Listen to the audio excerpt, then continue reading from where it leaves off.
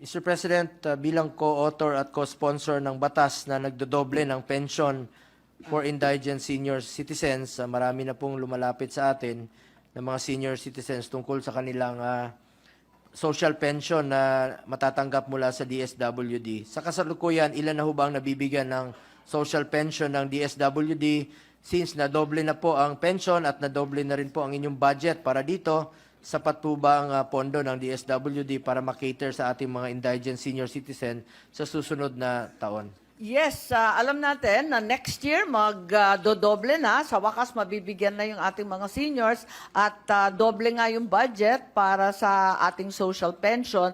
Mula sa 25 billion, aabot na halos ng 50 billion sa 2024. Pero hindi mapagkaila, may utang tayo sa dati at marami pang hindi nabibigyan. So, ang good news, 2024, they have something to look forward to, but we have a pending balance from the past. Hindi ba nadadagdagan ang bilang nila? Ilan sa kanilang nasa waiting list? Maraming waitlist yan, sigurado. Kaya aabot siguro ng 5 billion yung backlog. Pwede nyo ba ma-provide yung listahan for the record, Madam Sponsor? Andito, oo.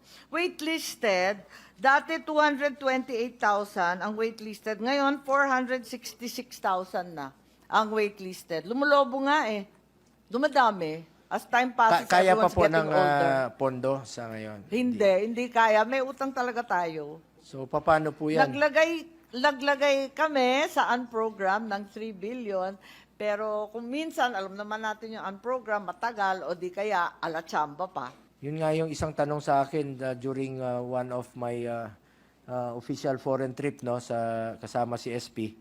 Tinanong ng mga senior citizens na OFW na wala ho silang trabaho. Pag umuwi sila ng Pilipinas, may matatanggap ho ba silang pension? Ang problema sa ating OFW, hindi sila magko-qualify kasi yung social pension para sa indigent lang, sa mahihirap lang na seniors. Pag wala silang... Magko-qualify sila sa centenarian. At kung maamyendahan... Kung mag-abot sila ng 80... At saka kung aabot at maaprubahan yung sa 80 years old saka 90 years old. Pag hindi sila nang umabot ng 80, hindi nila makiklaim. Hindi, wala na. Wala talaga. Kasi yung social pension, binibigay lang talaga sa mahihirap.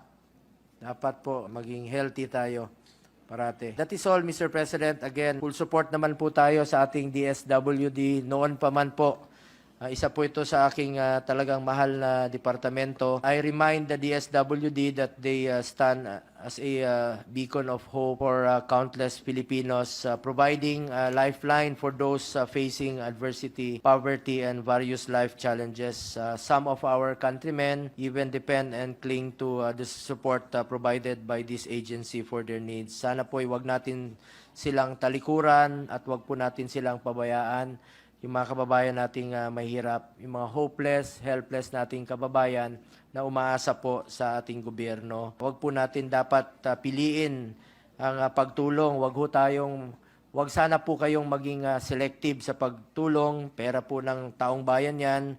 Huwag po natin ipagkait sa kanila, ibalik po natin sa kanila sa pamamagitan po ng maayos na serbisyo po. Maraming salamat po, Mr. President.